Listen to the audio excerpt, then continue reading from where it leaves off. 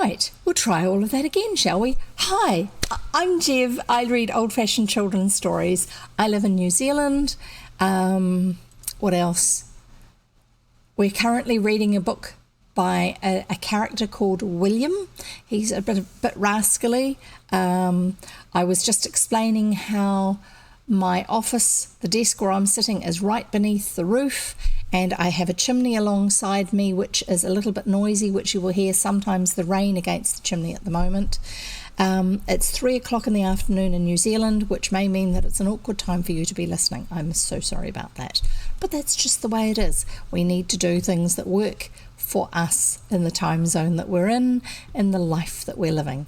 I did also have 2 words that I read a definition of for you before I needed to restart my my microphone, because I didn't realize it wasn't working, and I have just fixed that. So in today's chapter, probably the first chapter for today, there are 2 words which may be considered a little bit, in this day and age, a little bit awkward, a little bit offensive, maybe even a lot offensive. But I would like you to understand where the words come from and how they used to be used, and keep in mind that we are reading a book that comes from a totally different time period to what we live in. I am not going to be editing the book. I am not going to be changing it to fit our sensibilities. We are going to read it because it helps us to expand our understanding of the world around us and the people that have gone before. So, the 2 words. The chapter we're going to be reading is called The Native Protégé. Okay? Native is a term that used to be used to mean the people who originally lived somewhere. There's another word that gets used in the chapter called the Aborigines of America.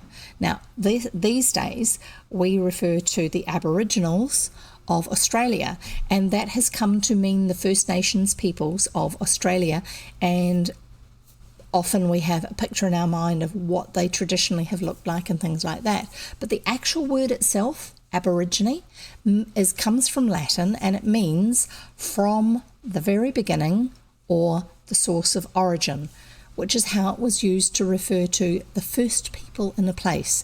And it used to be used as a term for the first people of anywhere that Europeans were going to, okay? Not just the people of Australia. So that's the context for our story today. And there's another word that we're going to be using, which you might not have come across. It's anachronistic.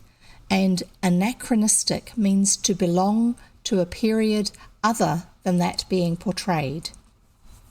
Okay, so wearing Victorian clothes these days and acting in a play that is set in a modern time period, but you're wearing Victorian costume for the play, that would be considered anachronistic, because what you are portraying in the role that you're playing is modern, and yet the costume is not modern. That is an anachronistic costume. Okay, so that's how that word is used, and so to speak. Right, so here we go. I'm looking across at my monitor, my other monitor, to see if there's anything else I need to keep an eye on. I can't see anything at the moment. We shall carry on with what we're meant to be doing, which is reading our story for today. So here we go. William again by Richmal Crompton. Oh, I've got my 3 tips for you new people. I have 3 tips. The 3 tips are, first, make sure you bring some water to drink, because you need to keep your brain working. Water is brilliant for that. You can have another drink with you as well. I often have coffee. I've just finished my coffee, so I don't have that today. The second tip is to have something to snack on, because, I mean, who wants to have to go up and get something to eat when you can be comfortably seated listening to a nice story or a fun story or a silly story or whatever, rather than being disturbed to go and get yourself something to eat. So have something to drink, something to eat, and somewhere comfortable to sit, unless, of course, you're working while you're listening, which is all fine. The style of the reading that I do, once again for the new people here, the style of the reading I do is very much bedtime stories or just story time. It is not audiobooks because I don't read perfectly, I don't read exactly. I will often get lost in the middle of a sentence while I'm actually reading it to you, and if I have to do an accent, they're absolutely terrible because I'm no good at accents. And just a wee tip, I've had a headache all day, so that's why I have one light going today instead of both my lights, because I can't quite cope with that level of brightness, which is why the background behind me has been reshaded so I have a bit more contrast to it. So let's get on with our reading today of William Again by Richmal Crompton, and we are reading Chapter 8, The Native Protégé. Here we go. The person who was ultimately to blame was the secretary of the Dramatic Society of the school, of which William was a humble member.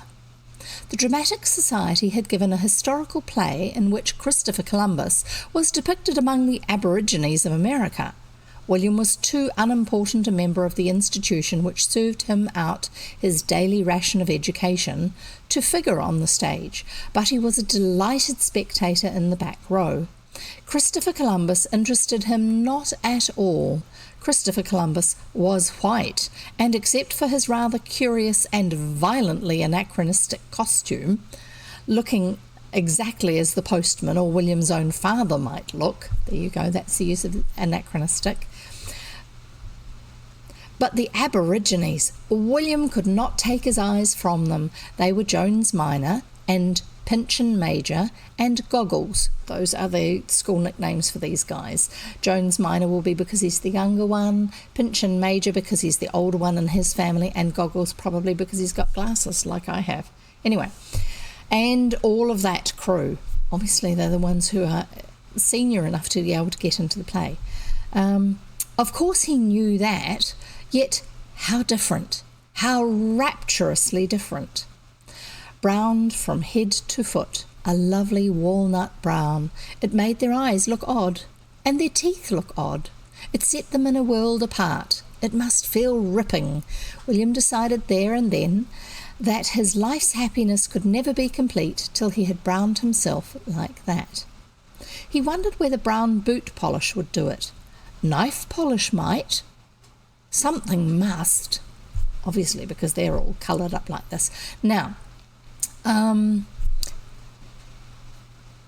rural England villages around the turn of the 19th to the 20th century, not highly cultured, with a lot of crossed culture from other countries or stratas of society. So therefore, William's life experiences consist probably of people who look rather like his father and others of that ilk, fairly white, fairly middle class, plus a few farmers, and then maybe a few travelling sales type people, among which would have been the gypsies, but not day-to-day people that he would have had a lot to do with. And so therefore this seemed so exotic to actually see these boys who he knew from school, who were portraying something that was so different to what he was used to.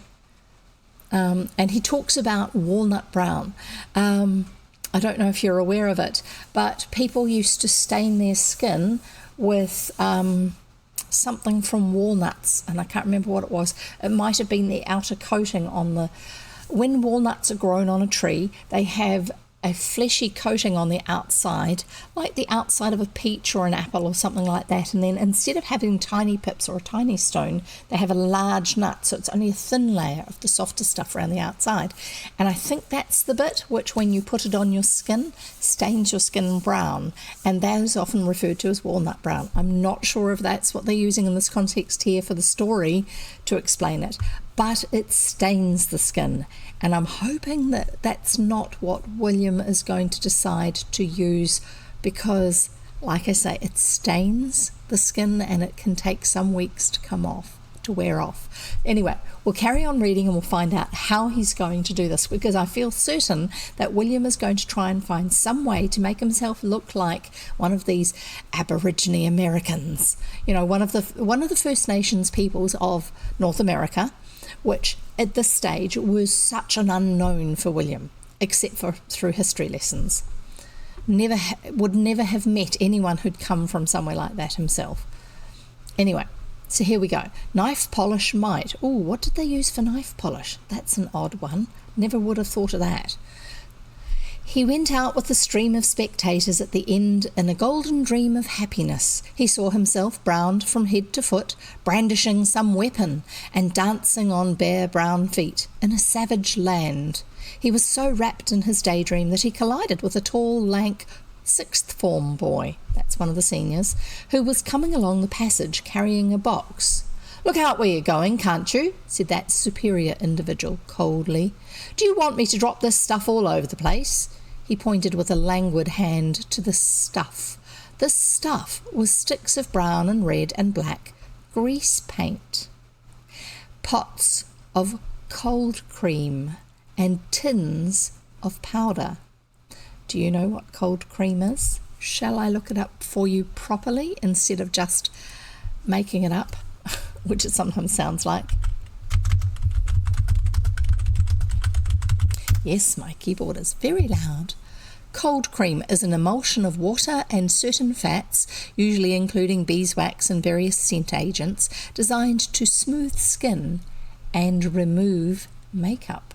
It used to be what a lot of women used as part of their skincare regime. They would use cold cream. They would wipe it on their face and then let it sit there for a little bit, and then they'd wipe it off. And it would help with getting off the makeup that they wore, which was quite heavy, quite thick, and also it would re-moisturise their skin.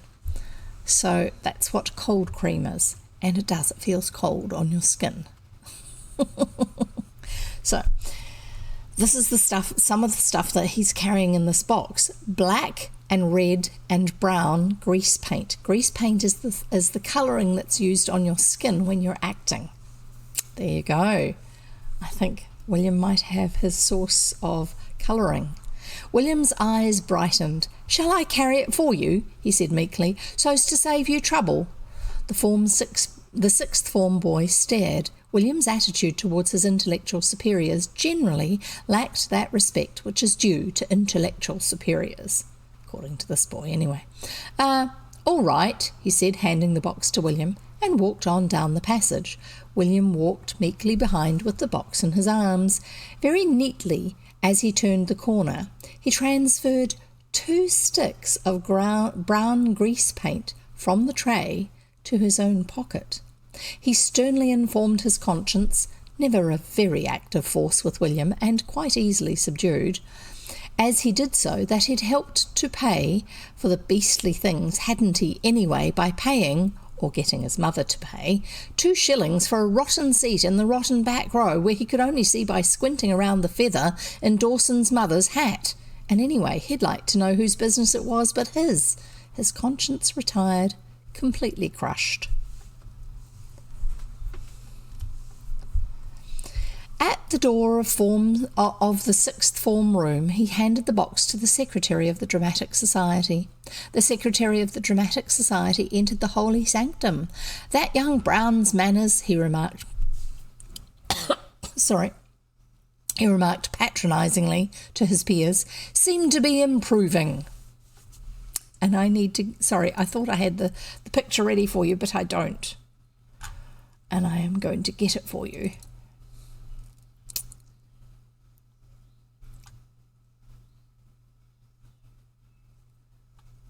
There. No, I did the wrong one. Sorry. That one goes back there. I clicked on the wrong link. Now we go to that one and we find it. Nearly there. There. Right. Get this ready so I can show you. It's a bit of a laugh. William surveyed the effect in the looking glass. There he is. His face is a lot browner than it was before. William surveyed the effect in the looking glass. It was perfect. in his eyes. He had completely used up the 2 sticks of brown grease paint upon the exposed parts of his person. He found the question of clothing rather a difficulty. He possessed no garment of the type that the Aborigines had worn, but his ordinary suit was, of course, unthinkable, ordinary suit being what he normally wears to school. Football shorts seemed better. That's what he's wearing here, football shorts. And a green football shirt that had been Robert's, that's his brother, his older brother. They partook in some way of the nature of fancy dress. Robed in them, he surveyed himself again in the glass, and a blissful smile stole over his cocoa-hued face. He was a perfect Aborigine. It only remained to go out in the world to seek adventures. So there you go. He's looking at, there he is. And there's the mirror. He's looking at his face in the glass. There's his older brother's rugby jersey, football jersey, a green one. It's definitely too big for him. And there's his own shorts. I think they're his own. And it looks like he's wearing socks and shoes like he normally does. But his knees have been browned as well. Anyway, so we'll carry on. Adventures came readily to William, even when attired and coloured simply as a boy. He hardly dared to think what might happen to him as an Aborigine, provided, of course, that he could get clear of the parental abode. Otherwise his mahogany career might come to an abrupt and untimely end. He looked cautiously out of the window. There was no one in sight. He lowered himself to earth by means of a tree that grew conveniently near his window. "William!" The voice came from the drawing-room. William beat a hasty retreat into a clump of laurel and remained motionless. So this is some of the shrubs on the lawn at the house. "I'm sure I heard that boy. William!" He decided to take the bull by the horns. "Yes, mother," he called obediently. "What are you doing?" "I'm just sitting in the garden and thinking, mother," said William in a voice of honeyed wistfulness. Mrs. Brown, deeply touched, sought out her husband. "You know, dear," she said, "there is something awfully sweet about William sometimes." We'll find out. William, having gained the open field, felt a sensation of extreme relief. For some time he crawled about in ditches, tracking imaginary wild animals and scalping imaginary white men. Then the occupation began to pall, and he began to regret having carried off the coup in solitude. A few more Aborigines might have been jollier. However, the Brown was staying on all right, and that was a comfort. He left the fields and went into the woods. There he ran and leapt and climbed trees for a blissful half-hour. He also shot an entire menagerie of animals and slaughtered innumerable hosts of white men unaided. He went along the woods, then across 3 fields by way of the ditches. William and ditches. There's a ditch along the side of the road here. They have them around the edges of a lot of the fields when the land is flat enough in England. Just because if you get a lot of rain, you don't want the water to sit in the pasture because it turns the whole field into mud. It'll be muddy, but you want the majority of the water to run away in the ditches so that the cattle can still graze it, the field, the grass in the field. And your crops can grow as well. Not necessarily the same field, obviously. Anyway, across 3 fields by way of the ditches, and then down the valley, and then close by the side of a garden with which he was not previously acquainted. And it looked an interesting garden. Just the sort of garden for an Aborigine intent upon enjoying life to the full. He saw a shrubbery, an orchard, a stream, and some very climbable trees. He scrambled through a hole in the hedge to the detriment of the green football shirt and shorts. Funny that. Then he ran riot in the jungle and along the sides of the raging torrent. That's the stream, in a fierce encounter caused by the joint attack of a lion and elephant and a rhinoceros. William did things upon a large scale. He ran in pursuit, not in flight, to the further end of the shrubbery. There he was surprised to find an open lawn and a large concourse of people. The people sat in rows in chairs. There was something expectant in their expressions. A tall man in black, dressed in black, was standing in front of them with a watch in his hand. They were obviously waiting for something.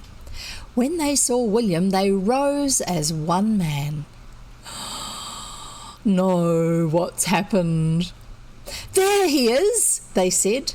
Before the bewildered William could realise what was happening, they surrounded him on all sides and drew him onto the lawn. The clergyman held him by the hand. That's why he was wearing all black. "Don't be frightened, little boy," he said kindly. "I don't suppose he understands English," said a tall, thin lady in a small sailor hat. "They don't, you know, out there." A large, motherly woman bore down upon him with a glass of milk and a bun. William was hungry. In moments of uncertainty, his rule was to lie low and take the good things provided by the gods without question. Moreover, it was perhaps safer in the circumstances not to understand English. At any rate, not till he had consumed the bun and the milk. They led him to a table facing the audience and put the bun and milk before him. People in the further rows of chairs craned their necks to see him. He gave them his inscrutable frown in the intervals of drinking and consuming large mouthfuls of bun. The man stood up and addressed the gathering in a high-pitched, drawling voice. "I need not inform my friends that we see before us our little protégé from Borneo, and let me say that he does us credit." He placed his hand upon William's head and looked down at William with a proud smile. Meeting William's unflinching, unsmiling glare, his smile faded and he quickly drew back his hand. "Credit," he resumed, putting a hand to his collar as he moved a step further from William, "to those who may be strangers here this afternoon, let me say that we of this parish have for the past 2 years made ourselves responsible for the rearing and education of a little native of Borneo." He's feeling rather proud of himself, I think. He paused for applause, which was set going by the vicar's wife, who was the tall, thin lady in the small sailor hat. "The Reverend Habakkuk Jones, who is at the native mission school, has come over to see us, bringing our little native protégé." Again he smiled lovingly and drew near to William. William, whose mouth was fuller of currant bun than European etiquette would have sanctioned, raised his face and, without interrupting the process of chewing, gave Mr. Theophilus Mugg such a look as sent him precipitately to the farther end of the table. "Protégé," said Mr. Theophilus Mugg uncomfortably.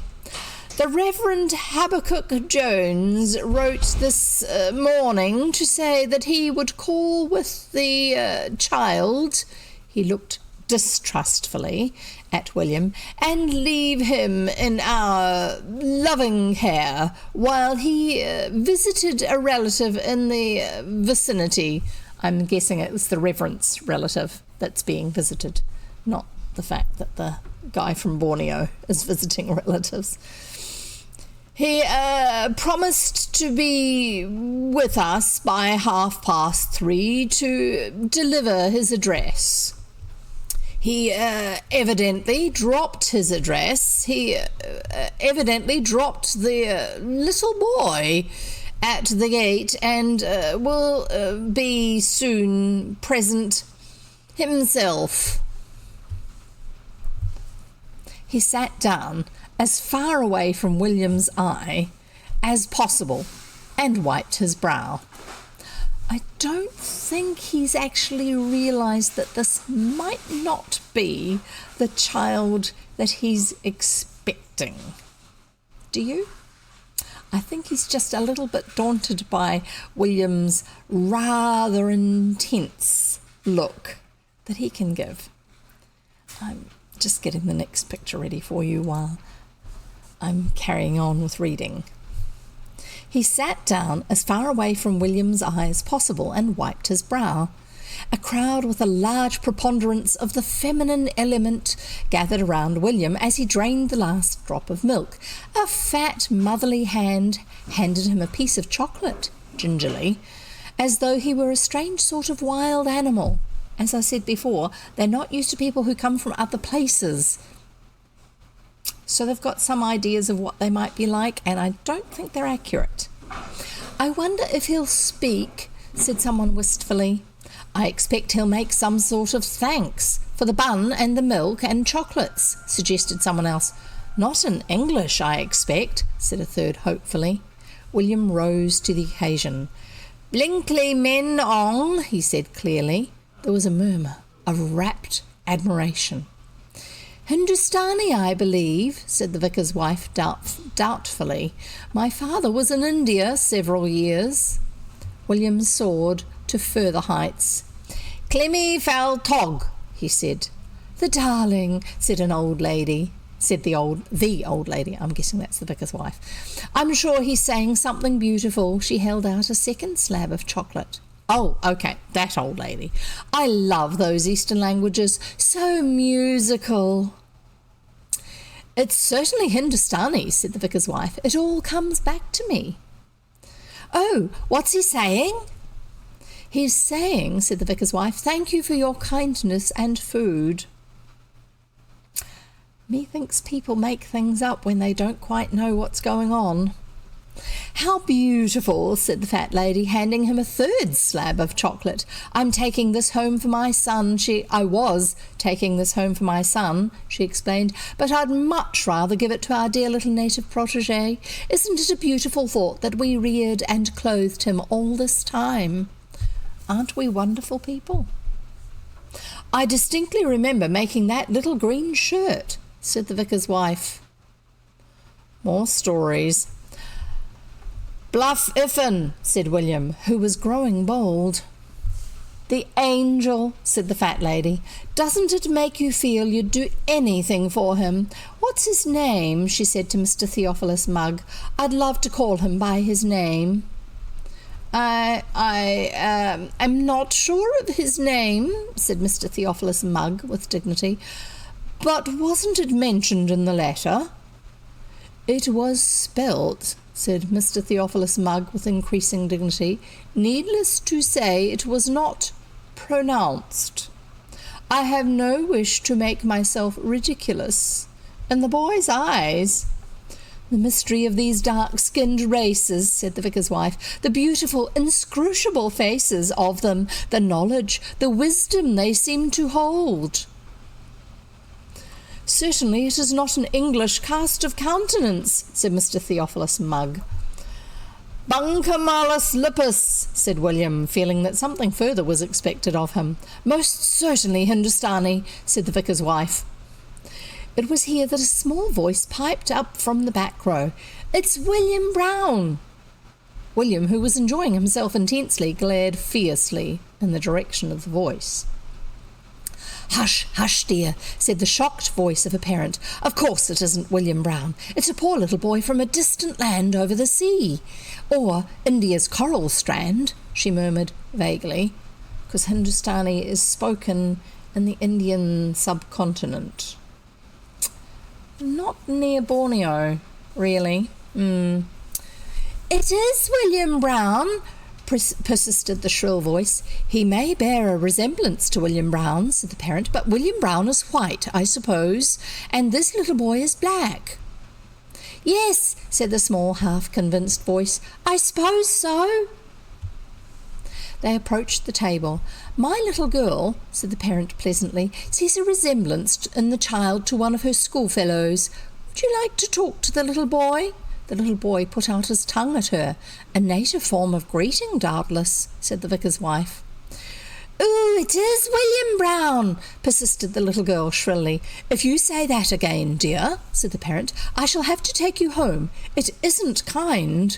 It may hurt the little boy's feelings. He's come a long, long way from a place where every prospect pleases and only man is vile. And you ought to be kind to him. How would you like to go to a strange, faraway country and then have people say you were William Brown?" This seemed unanswerable. The small child subsided. Mr. Theophilus Mugg looked anxiously towards the gate. "He doesn't seem to be coming," he said. "Shall we adjourn to the drawing-room for tea and hear Mr. Habakkuk Jones's address afterwards?" There was an animated murmur of acquiescence. That means agreement. "The child of the sun," went on Mr. Mugg, "can stay out and we will send his tea to him."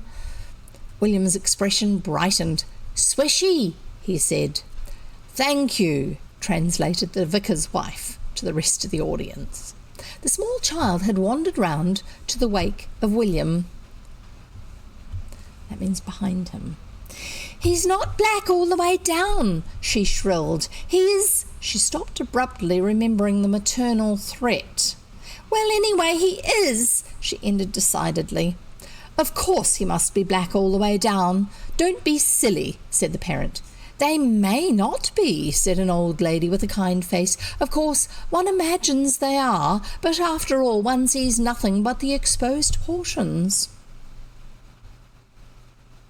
This is going into weird places, this story, and people's perceptions. Rather weird. At this point, William, who was very hot, raised a hand to his brow to wipe away the perspiration. The sun was certainly having some effect upon his complexion. A pale patch followed the track of his hand. Grease paint, remember? His hand in its downward journey rubbed upon his green shirt. A black patch followed its track. There was a sudden silence. The vicar's wife joined the general sentiments. "Curious," she said. "Surely," said the old lady in a trembling voice, "we haven't been imposed upon." "Impossible," said Mr. Mugg, pale but firm. "I have known Mr. Habakkuk Jones from childhood. He is incapable of deception." "Perhaps," said the old lady, "it is the effect of the sudden change of climate, acting upon the pigments of the skin." There was a murmur of relief at the suggestion. William merely scowled at them. He was wondering how soon and on what pretext he could escape to the woods. He felt that he had exhausted the powers of entertainment of the present position, but he did not wish to miss the tea. "We will not discuss the matter in the hearing of the child," said Mr. Mugg. "But he doesn't speak English," put in the old lady. "He may understand it," said Mr. Mugg with dignity. "Let us discuss the matter over the cup that cheers but not inebriates." Rather bewildered and looking back suspiciously at the inscrutable William, the company moved indoors. The old lady soon appeared with a heavily laden tray, which she placed in front of William. She seemed about to make some kind remark, but meeting William's implacable frown, retired hastily. "He's certainly beginning to look very annoyed," she announced excitedly in the drawing room. "It is," began the small, shrill voice, then stopped abruptly. It was just as William was consuming the last of a large plate of cakes that he noticed a couple of figures coming towards the house. One was a clergyman. The other was a boy about William's age, rather more swarthy than the average boy, and clad in an ordinary grey flannel suit. Nobody knew what exactly happened then.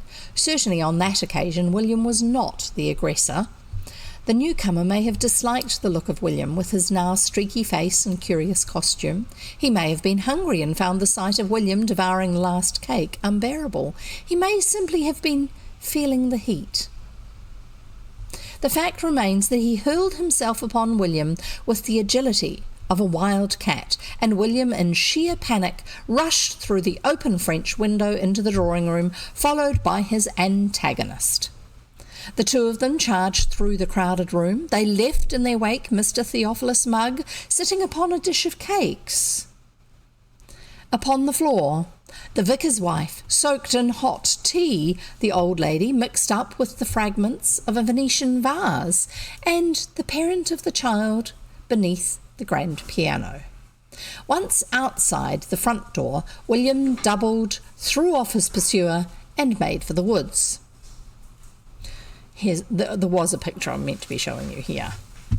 Oh, actually, that's when he was talking to them, and there was meant to be another one after that, which I didn't realise. Sorry. I'll find it for you.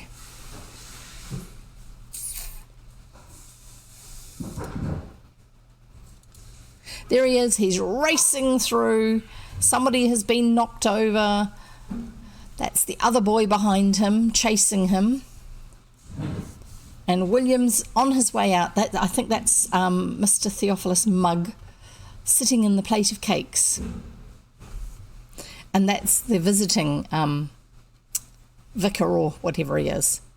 Anyway, we'll carry on. That's in sheer panic. William rushed through the open French window and into the drawing room, followed by his antagonist. That's the caption for it. He had made up his mind to go home, this is William, after having thrown off his pursuer, and take the stuff off. It was coming off anyway. It was possible that he might be home for tea. It was possible, he was rather doubtful about this, but determined to be optimistic, that his father might not come to hear of the affair. Anyway, it had been fun. It had been fun in the woods, and those old loonies had been fun, and the cakes had been scrummy. In the garden, peace was restored. The audience sat once more in orderly rows. At the table sat Mr. Theophilus Mugg, the Reverend Habakkuk Jones, and the native protégé, now cool and peaceful, and replete with cakes and milk. A name was being whispered from mouth to mouth among the audience. The Reverend Habakkuk Jones rose to his feet. "Ladies and gentlemen," he began. From the back row now rose a shrill and excited voice. "I said it was William Brown." Somebody knew who they were looking at, didn't they? Right, that's the end of that chapter. I'm going to have something to drink, and then we'll carry on. I'm just going to pull up the pictures I'm meant to be showing you so I can actually keep an eye on where I got up to. Right, okay. Because sometimes I can tell from the pictures whereabouts they're meant to fit in the book, even if the book has put them in a little bit later than they should have. And I forgot to do that this time, sorry.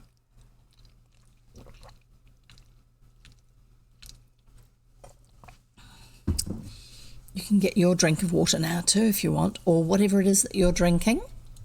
That sort of thing.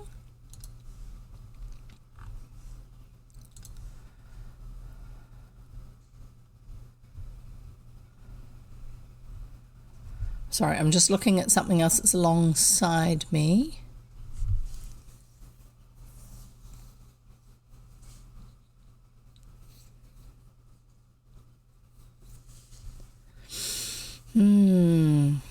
Sorry, no, nothing else I need to deal with at the moment.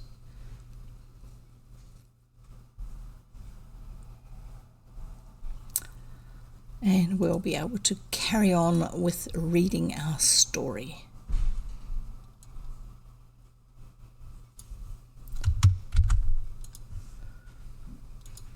Just checking something here.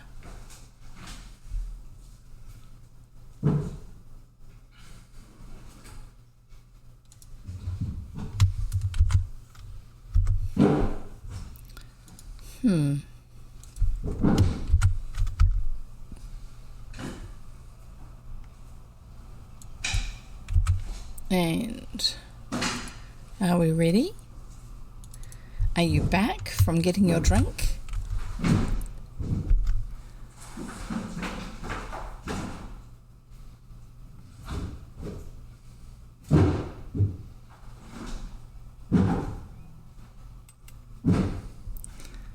Let's carry on, shall we?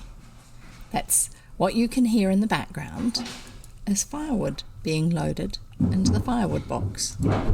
We shall carry on with the story. So, here we go. William Again by Richmal Crompton. We are reading chapter 9, Just William's Luck. Oh dear, what's going to happen now? Sounds a bit ominous to me.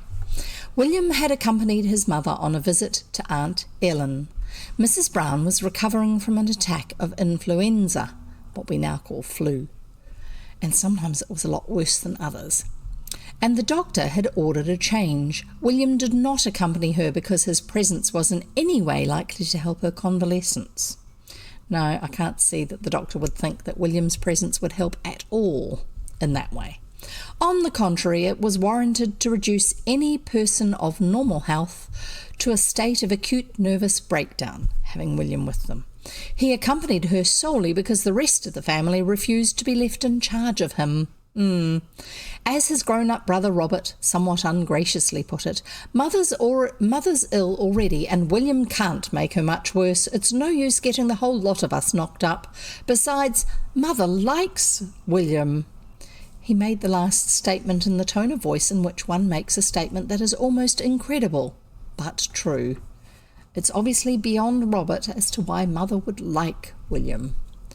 William was an entirely well-meaning boy. That fact must be realised in any attempt to estimate his character. But fate had a way of putting him into strange situations, and the world in general had a way of misunderstanding him. At least, so it always seemed to William. William was bored by Aunt Ellen, and Aunt Ellen's house, and Aunt Ellen's garden, and Aunt Ellen's cat, and Aunt Ellen's conversation, and Aunt Ellen's powers of entertainment. Aunt Ellen had suggested many ways in which he might spend his first afternoon with her while his mother rested. He might sit in the garden and read. She'd rather he didn't go outside the garden alone because he might meet rough boys, and she was sure his dear mother was most particular whom he met. So she gave him a book called Little Peter, the Sunshine of the Home, and put a chair for him in the garden. Oh dear, it's one of those instructional, well-behaved children type books by the sound of it. "It is a beautiful book, William," she said, "and I think it will do you good. It is a true book written by the boy's mother, as the preface tells you. He is a beautiful character.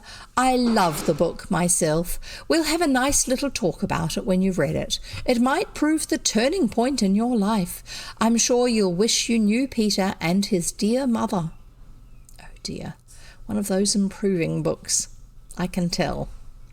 William, after reading a few pages, began, as she had predicted, to wish he knew Peter and his mother. He wished he knew Peter in order to take the curl out of that butter-coloured hair, and the fatuous smile from the complacent little mouth that stared at him from every illustration. Driven at last to fury, he dropped Peter down the well and began to look for more congenial occupations. He tried to play with the cat, but the cat, not being used to William's method of playing, scratched him on the cheek and escaped under the bicycle shed, whither William could not follow him, because it was too close to the ground. William next climbed the apple tree, but, like the rest of Aunt Ellen's establishment, the apple tree was not used to boys, and the first branch upon which William took his stand precipitated him onto the lawn and almost down the well to join his victim. In other words, the branch broke. Peter the joined his victim, Peter the Sunshine of the Home. Next he took up a few of Aunt Ellen's cherished chrysanthemums to compare the length of their roots at different stages, replanting them when he heard Aunt Ellen's footsteps approaching. "William, darling," she said reproachfully, "have you finished the book?" Answered William non-committally. "You must read very quickly, darling. I'll get you another. I have another book about Peter, you'll be glad to hear." William coughed politely. "Thanks," he said. "I don't just feel like any more reading. I'd like more to do something. I'm tired of doing nothing." She looked at him helplessly. "But what do you want to do, William, darling?" "Dunno. Any sort of a game would do," he said graciously. The only game in Aunt Ellen's house was an old archery set, a relic of her Victorian youth. She brought it down for William, so obviously Aunt Ellen doesn't have children. She brought it down for William. "You see, you shoot at the target, darling," she explained. "Thanks," said William, brightening considerably. "You needn't bother lending me the target." Aunt Ellen retreated upstairs to continue her interrupted nap. It was only when William, in a perfectly laudable attempt to shoot an apple down from the apple tree, had broken the landing window, driven the cat into an hysterical state of fury, and landed an arrow full in the back of the next-door gardener, that Aunt Ellen raised herself once more from the bed that was usually the scene of such untroubled rest. She rescued William in a state of indignation from the cat and the gardener and suggested a little walk. She felt somehow less sure of the contaminating influence of the outside world on William's character. "Everyone's got to practice," said William indignantly. "Well, I was only practising. I'd have got my iron soon. I haven't got my iron when I hit them. Everyone's got to practice. No one's born with their iron. If I went on about 5 minutes longer, I wouldn't be hitting anything except what I wanted to. And then," he added darkly, with a vague mental vision of the world in general, and Peter, and the cat, and the gardener in particular, at his mercy, "then some folks had better look out." Aunt Ellen shuddered. "Darling, don't you think a little walk would do you good?" "I don't mind," said William. "May I take the bow and arrows?" "I think not," said Aunt Ellen. "All right," said William despondently. William started off down the road. Aunt Ellen returned once more to her slumbers. Peace reigned once more over the house, but not over William. William walked slowly and dejectedly, his hands in his pockets. A week of sheer boredom lay before him. Of a garden arranged purely for the grown-up world, of books containing obnoxious Peters, of irate gardeners, of spiteful cats. He didn't think he was going to enjoy himself. He didn't think that there was going to be anything to do. He didn't think that his walk that afternoon would contain anything of the least interest. Sorry, I just bumped my microphone. He didn't know any boys here. He didn't want to know any boys in a place like this.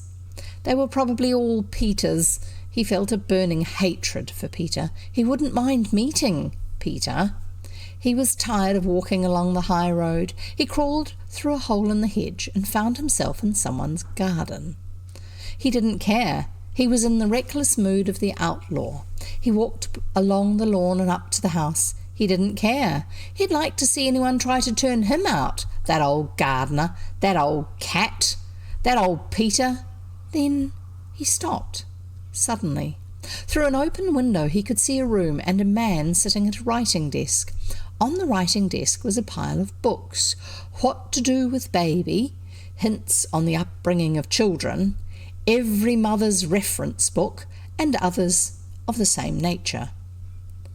There were also several typewritten manuscripts and several copies of a magazine, the Monthly Signal, a magazine for mothers. But it was not on these that William fastened his scowling gaze. It was on a book, or rather a pile of books, from whose covers the simpering, curly-haired face of the hateful Peter looked out upon the world. The man who sat at the desk was reading a letter. There was a look of fear upon his face. Suddenly he looked up and met William's unflinching gaze. They stared at each other for a few moments, and then the man put down the letter and ran from the room. Obviously it was the sight of William that had moved him. In a less defiant mood towards the world in general, William might have taken to his heels. Now he stood his ground, frowning ferociously at the man as he came out of the front door. But his ferocity was not needed. "I say," began the man, "do you live near here?" William's frown did not relax. "Stayin' here," he admitted ungraciously. "I say," said the man again, "could you help me? Just for this afternoon. I'll give you everything you want. 1 shilling, 2 shillings, 10 shillings, he went on wildly. Anything! You can come to this garden any day you like, as long as you stay here. You can bird's nest in the wood. I've got a boy's tricycle you can have, and you can do anything you like in the garden. There's a pond behind the house." "Can I have all those things you said and do all those things you said?" said William guardedly. Yes, if you'll do what I tell you just for this afternoon." "I'd do anything for those things," said William simply. "Come in," said the man nervously. "There's not much time. She'll be here any moment." "When she comes," said the man quickly, "she'll be here any moment now. I want you to pretend you're called Peter and I'm your mother. Do you see?" William was outraged. "Me? Peter? That boy?" At his tone of contempt, the man's eyes blinked. "But he's a charming boy," he said indignantly. "Everyone says so. I could show you letters." Only the mental vision of the pond, the tricycle, the wood, the garden, the 10 shillings, did William's conscience allow him to pocket his pride. "He's more like a monkey out of the zoo than a boy," he said bitterly, "but I'll do it if you never tell anyone I pretended to be him." The man's pride was evidently wounded by William's attitude. "I should have thought it an honour. I've had the most flattering notices. I'll show you letters. However, there's no time to argue. As I said, she may be here any minute." "I shan't be here. You must see her alone. Say you're Peter. I'm afraid you're the wrong type," he said sadly. "Your hair doesn't curl and it's the wrong colour, and you're too big. And your expression's wrong, not sensitive enough, or gentle enough, or wistful enough." William was rather sensitive about his personal appearance. He accepted it with resignation as the subject of numberless jokes from his own family, but he resented comments on it from outsiders. "All right," he said coldly, If that's all what's wrong with me, you'd better get someone else what's got his soft, silly face." No," said the man wildly. "I didn't mean anything, and there's no time, I'm afraid, to procure a more sympathetic type. She may be here any minute. All I want is you to meet her and pretend to be Peter. I shan't be here. You must say that this is your home and your mother's in bed with a bad headache, and sorry she can't receive her. Then she'll go away and come and tell me when she's gone away. See?" Agreed William.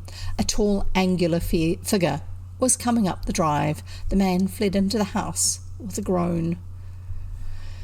Mr. Monckton Graham was a literary man. That is to say, he wrote the Mother's Page for the Monthly Signal, a magazine for mothers. He signed it Peter's Mother. The page always centred around Peter. Peter's mother told how she dealt with Peter's measles and whooping cough and clothes and temper, though Peter's disposition was really angelic, and how she arranged Peter's parties and treats and daily routine and lessons and holidays, and how she influenced him for good with her sweet unselfishness and motherly wisdom. And what sweet things Peter did and said and thought. Peter was a decided cult. Mothers wrote to Peter's mother, care of the office, Monthly Signal, for advice about John or Henry or Jimmy or even Anne. Mr. Monckton Graham was thinking of starting a Joan. Mothers sent flowers and photographs of John and Henry and Jimmy to him. Someone had even sent him a tricycle for Peter. Mr. Monckton Graham had written a letter of thanks in a round and childish hand. They asked for photographs of Peter. Mr. Monckton Graham possessed an old photograph of a nephew of his. He had this touched up and sent it out to Peter's admirers. It appeared in the magazine. The nephew was in South Africa and would hardly have recognised it in any case. It created quite a furore. At first, Mr. Monckton Graham's work had not been laborious. It had consisted of reading a paragraph in a standard reference book on the rearing of children, expanding it, Peterising it, and adding the ineffably sweet touch of Peter's mother. that earned him 6 guineas a week. But success went to his head. He wrote a book about Peter. It was wildly popular. He wrote another. It was still more wildly popular. He received letters and presents and photographs innumerable. They voted him a second dearest, and Peter a second Fauntleroy. Little Lord Fauntleroy, written by... I can't remember. A famous author, I know that. He knew fame, even though a strictly incognito fame, at last. He always replied to his admirers sweet little letters, breathing the very spirit of Peter's mother. But at last week, after a good dinner, when he saw the world through a rosy mist, his usual discretion had deserted him. He had written to an admirer of Peter, giving the name of the village and house where he lived. He had at the time not realized the significance of what he was doing. It only occurred to him the next morning when the letter was posted and the rosy mist had faded. The horrible thing had really happened. The woman had written to say that she was coming to see darling Peter's darling mother that day. The letter had come by the midday post, and the visitor might be there any minute. "We are not strangers, darling," ran the letter, "even as I write. Though I have never seen you, I see your fair curly hair, Peter's hair, and your dear blue eyes, Peter's eyes. When I think that I am going actually to see you two darlings, whom I feel I know so well, I can hardly believe my happiness. A kiss to you and darling Peter." As he had raised his anguished eyes from his letter, he had met the strange scowling face of a boy just outside his window. A gleam of hope came into his heart. The situation might yet be saved. He might yet escape being held up to the scorn and ridicule of the readers of the Monthly Signal, a magazine for women. Looking again at the face of the boy, he had distinct misgivings, but he decided to try. William remained at the front door till the tall, angular figure reached it. Then they stared at each other. William had a gift for staring. People who tried to stare him out soon realized their inferiority at the art. "Good morning, little boy," said the visitor. "Oh," replied William.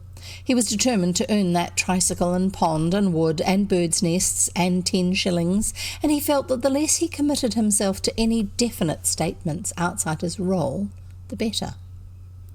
"What's your name, dear?" William inspected her. She looked harmless enough. She had a weak, good-natured face and greying hair and short, kind, short-sighted eyes behind spectacles. She ought to be easy to make a mug of, thought William, out of the vast store of his knowledge of human nature. "Peter," he said. The disappointment upon the good-natured face made William feel slightly annoyed. "Peter? Surely not," she quavered. "That curly hair what I had," he explained, swallowing his annoyance, "all came off, got clawed off by a monkey at the zoo." His imagination was coming to his aid, as usual. "I went too near the cage and it stuck out its claw and it clawed it off, every bit. They took me home bald and the next day it grew again, but a bit different." "How terrible," murmured the visitor, shutting her eyes. "Wasn't your dear mother sad when it grew that colour?" "No," said William coldly. "She likes this colour." "That's so like her," said the lady tenderly, "to pretend to you that she likes it." William began to dislike this lady. He waited for her to continue the conversation. "Somehow you're quite different in every way from what I expected," she went on with a distinct note of regret in her voice, which William felt to be far from flattering. "You're taller and stouter, and your expression, yes, that's quite different." "Yes," said William, still anxious to carry out his part of the bargain. "I've changed a lot since I had those pictures took. Got a bit older, you know, and had some awful illnesses." "Really?" said the lady in sympathy. "Your dear mother never told me in her letters." "She never knew," said William. "I never told her so as not to worry her. It just went about as usual and she never knew, but it made me look different afterwards." "It would," said the lady. with a bewildered air. "Well, shall we go in to your dear mother? She expects me, I believe. My name is Miss Rubina Strange." "Oh," said William, "she's ill."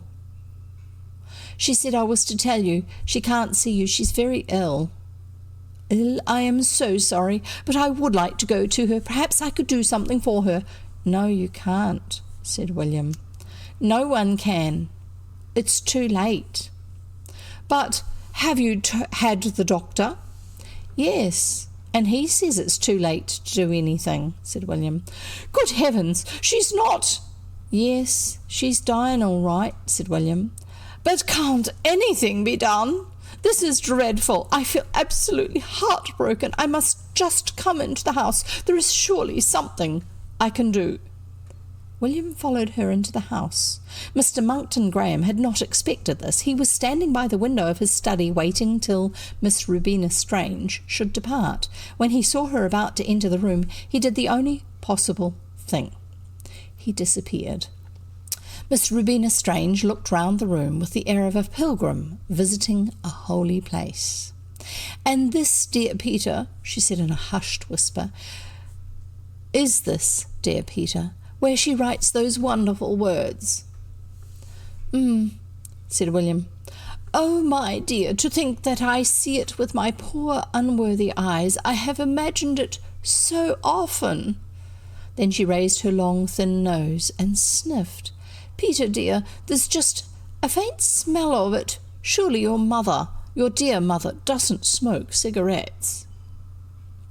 "No," said William absently. "It was a pipe he was smoking." "Who?" "Him," said William, who was beginning to tire of the whole thing. It was the thought of the tricycle alone that upheld him. "Your poor mind is unhinged," said Miss Rubina soothingly. "I expect you are worrying over your mother's illness, which I am sure you exaggerate, darling. I'm sure she'd have written to me if she had been really ill. Is this the pen she writes with? And is this blotting paper she's actually used? Peter, dear, do you think I could just take a corner of it, just a corner, just to remember my visit by for always?" Mr. Monckton Graham was growing uncomfortable. There was not really room under that table for a full-sized man to dispose his limbs. He stirred uneasily, and Miss Rubina Strange turned startled eyes to William, placed her finger on her lips. Then, snatching up the sacred pen, she wrote on the sacred paper, "Peter, there is a man underneath the table. Don't be alarmed. I am going to deal with him. Above all, do nothing to disturb your dear mother." William said nothing. He felt that the affair had got beyond him. Miss Rubina Strange crept cautiously about the room. She took a long, narrow tablecloth from an occasional table. She took a length of picture cord which she found in a drawer on the sacred writing desk. She took an ornamental dagger from a cabinet. She took a cushion from an armchair. Then she whispered to William, "No noise or disturbance. Remember, your mother is ill." Just as the innocent Mr. Graham was trying to ease the ache in his neck by resting his head on his knee, he felt a sudden and violent attack in the rear. He was dragged out forcibly by a tall, thin female who nevertheless was evidently possessed of unusual strength. Before he could remonstrate, his feet were firmly tied together with a tablecloth, and he was half dragged, half helped, into a sitting position on a chair. Then, leaning over him threateningly with the dagger in one hand, the woman spoke. "Make a sound," she said in a low, hissing voice. "Utter one word, and I will strike. There is a sick woman in this house, and I will stick at nothing to protect her. You have come to rob a woman who is a dear friend of mine and of every woman, and if necessary I will take extreme measures." I have a picture for you. I just have to find it. Sorry.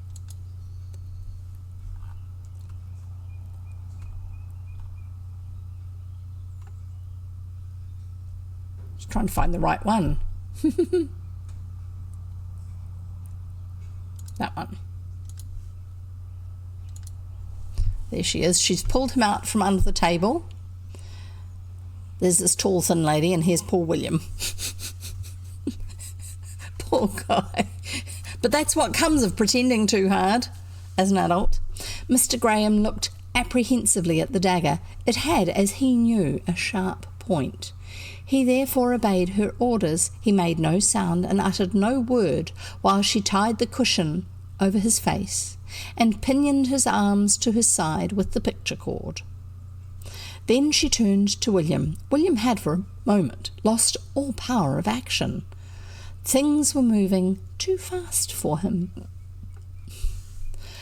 "She must know," whispered Miss Rubina Strange. "I'll break it to her gently. Don't let him move till I come back. I'll find out if she wishes to prosecute. Which is her bedroom?" He stared at her, open-mouthed. "Never mind," she went on. "I'll soon find her." When she had gone, William turned his gaze to the figure in the chair. All that could be seen above the pinioned arms was a large cushion. The cushion began to move spasmodically, to shake convulsively, and to utter muffled curses. The whole figure began to writhe in its bonds. From what he could make out of the words that came from the cushion, William instinctively felt that the monologue was one that his mother would not wish him to hear. He therefore listened attentively, mouth and ears wide open. The words appeared forcible, if somewhat inaudible. Just as Mr. Graham had bent down his invisible head to try to bite the bonds round his knees through the cushion, Miss Strange, looking wild and dishevelled, returned. "She's gone!" she burst out. "She's not in the house, not in any of the bedrooms. What shall we do?" At this point, with a bellow of rage, the man in the chair managed to shake off his cushion.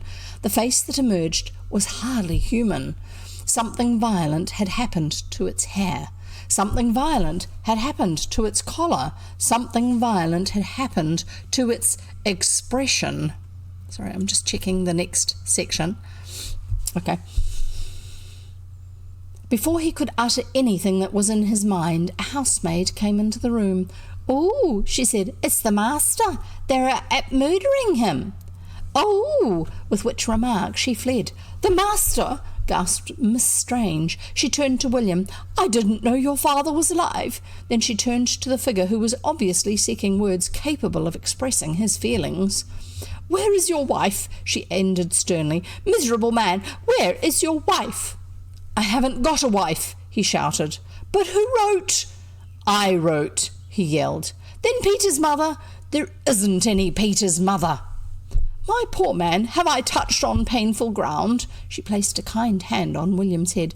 "Poor little orphan Peter," she murmured softly. "How long ago was it since she wrote to me?"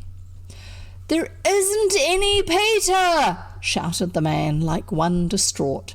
"There isn't any Peter's mother! There isn't any Peter! There isn't any Peter's mother! There's only me, and you've nearly throttled me!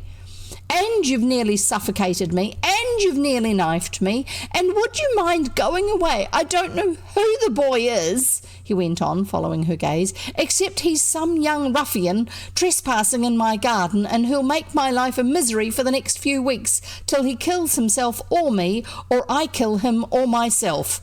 Mrs. Rubina Strange, baffled for the first time that afternoon, sat down weakly.